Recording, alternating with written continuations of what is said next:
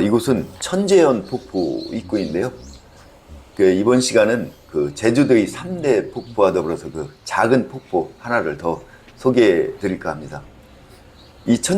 먼저 이 천재연 폭포는 3개의 폭포로 이루어졌다고 하네요. 제1폭포, 제2폭포, 제3폭포.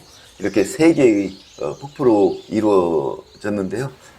그래서 제가 제일 먼저 제1폭포에 이렇게 도착을 했습니다. 이 제1폭포는 상류에 물이 흐를 때에만 폭포수가 떨어진다고 하는 그런 폭포가 되겠습니다. 그래서 오늘은 공교롭게도 떨어지는 폭포수를 볼 수는 없었고요. 이렇게 고여있는 못의 물만을 볼 수가 있었습니다. 제1폭포의 폭포수를 못 본 아쉬움을 뒤로 하고 이제 제2폭포를 향해서 가 보았습니다.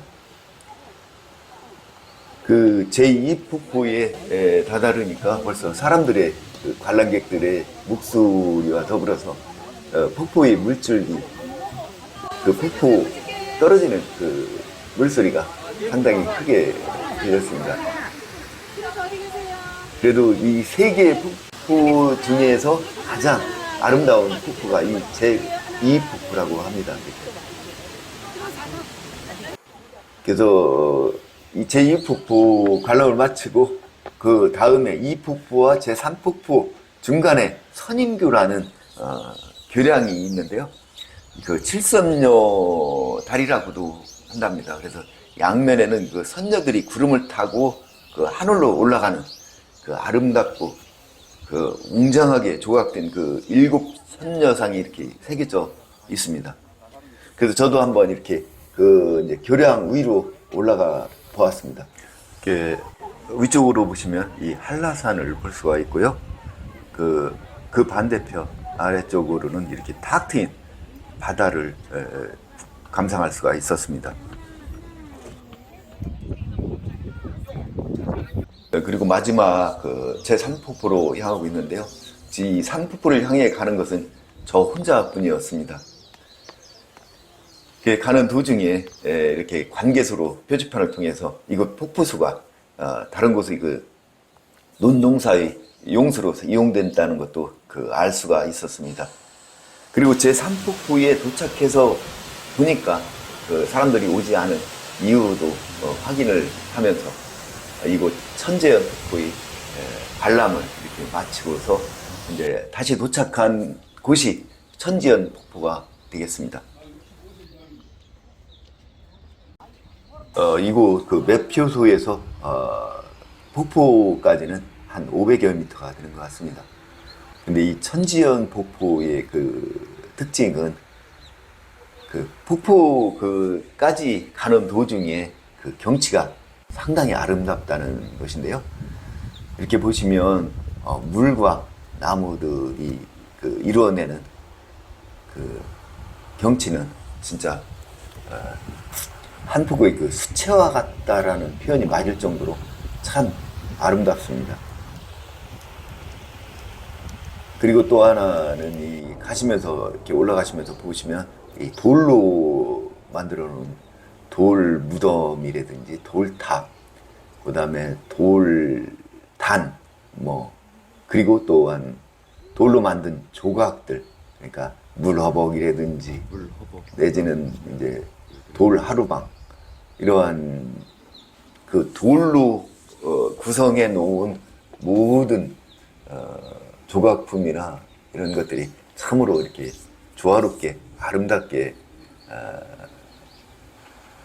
내지는 정감 있게 설치되어 있다는 것을 볼 수가 있습니다. 그렇게 해서 조금 오르다 보면 폭포에 도착을 하는데요. 폭포 아래 형성된 못의 물이 정말 맑고 깨끗해 보이고 깊어 보였습니다. 그리고 위에서 한적하게 논이는 새들과 어우러져서 마치 한 폭의 그림 같다는 느낌이 들 정도로 아름다웠습니다. 그리고 떨어지는 폭포수 또한 너무도 시원하고 우렁찼는데요. 천지연 폭포의 높이는 그 22m이고 여기가 12m, 모세 깊이가 20m가 된다고 합니다. 저도 천지연 폭포에 왔다는 그 기념으로 해서 기념사진 한 장을 찍어 보았습니다. 이렇게 폭포 관람을 마치고서 그 내려오는 길에 그 다리에서 물 아래에 그 세워진 원앙하고 잉어하고 그 거북이 그 조각상을 볼 수가 있었는데요. 그 삼복상이라고 해서 그 동전을 던져서 복을 기원해 보는 그런 장소라고 합니다. 그리고 이제 그 좀 더 내려오는데 그 돌 하루방들이 마치 그 도열에서 나를 배웅이라도 하는 그런 느낌을 받았었는데요. 그 보면서 돌 하루방의 이 표정, 얼굴 표정 하나하나를 읽어보는 것, 이것도 아주 흥미있는 줄길거리의 하나가 아니었나 하는 생각을 해봅니다.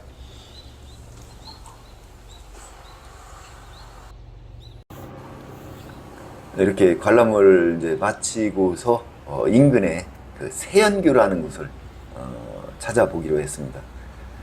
그 세연교는 걸어서 한 5분에서 10분, 그러니까 천지연 주차장에서 5분, 10분 정도 걸리는데요. 열대지방처럼 그 야자수가 심겨져 있는 그 길을 통해서 5분, 10분 정도 가시면은 세연교에 도착을 하게 됩니다. 그 세연교에 이렇게 올라가서 보시면은 그 바다 쪽으로는 그 깎아지르듯한 그 절경 속에 확 트인 바다를 그 감상하실 수가 있고요. 그리고 이제 그 반대쪽에는 서귀포항의 많은 배들과 또 출항을 기다리는 유람선, 그리고 유이 논이는 그 갈매기들을 볼 수가 있습니다. 이렇게 해서 천지연 폭포 관람을 마치고 제가 다시 또 찾은 곳이 이제 정방폭포가 되겠습니다. 전망대를 지나서 계단을 쭉 타고 내려가다 보면 이렇게 해삼 파는 모습, 그 다음에 물이 떨어지는 그 폭포의 모습을 볼 수가 있고요. 좀 더 내려가다 보면은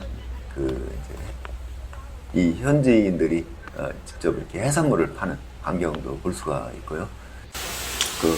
더 내려가서 폭포 가까이 가서 이렇게 보게 되면은 폭포의 우렁찬 소리와 함께 웅장하게 떨어지는 폭포수를 볼 수가 있습니다.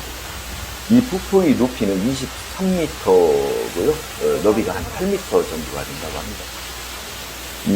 특히 이 정방폭포의 특징으로는 떨어지는 폭포수가 바로 그냥 바다에 떨어진다는 것이 특징인데요.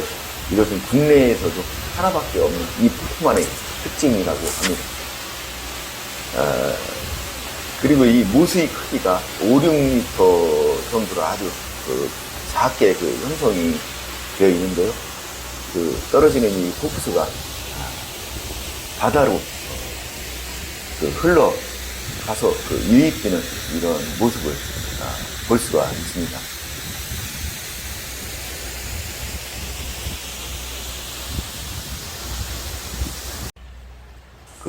떨어지는 웅장한 폭포수의 상류는 어떨까 궁금해서 제가 이 상류로 한번 올라와 봤습니다. 정말 내륙의 어떠한 작은 개울의 물처럼 이렇게 조용하게 흐르는 그런 모습을 볼 수가 있었습니다. 정방폭포 관람을 마치고서 주차장에 이렇게 오시면 바닷가 쪽으로 해서 주차장 중간 정도에 이렇게 작가의 산책길이라는 산책로가 조성된 것을 볼 수가 있습니다. 그래서 이 산책로를 따라서 해안변을 따라서 산책로를 따라 쭉 한 200여 미터를 내려가시면 소라이성이라는 작은 건축물을 하나 발견을 할 수가 있습니다. 이 소라위성이라는 건축물을 조금 지나서 내려가게 되면은 이 물줄기를 발견을 하게 되는데요. 이 물줄기를 따라서 그 아래로 내려가면 제가 꼭 여러분께 한번 소개를 해드리고 싶었던 그 소정방 폭포의 폭포 모습을 볼 수가 있습니다. 작지만 아주 아담하고 뭔가 아기자기 잘 조화롭게 구성된 그런 분위기를 풍기는 폭포인데요. 진짜 한번 다음 여름철에 다시 와가지고 이 폭포수에다가 몸을 흠뻑 한번 적시고 싶다라는 그런 마음이 들 정도로 아주 정감이 느껴지는 폭포였습니다. 특히 이 폭포가 좀 더 아름답게 느껴지는 것은 그 옆에 이어지는 해안 절경과의 조화가 너무 다 조화롭게 이루어졌다는 그런 데서 느껴지지 않나 싶습니다. 이렇게 해서 소정방 폭포 소개를 끝으로 제주 3대 폭포 소개를 모두 마치겠습니다. 지금까지 시청해 주셔서 대단히 감사합니다. 다음 영상에서 뵙겠습니다.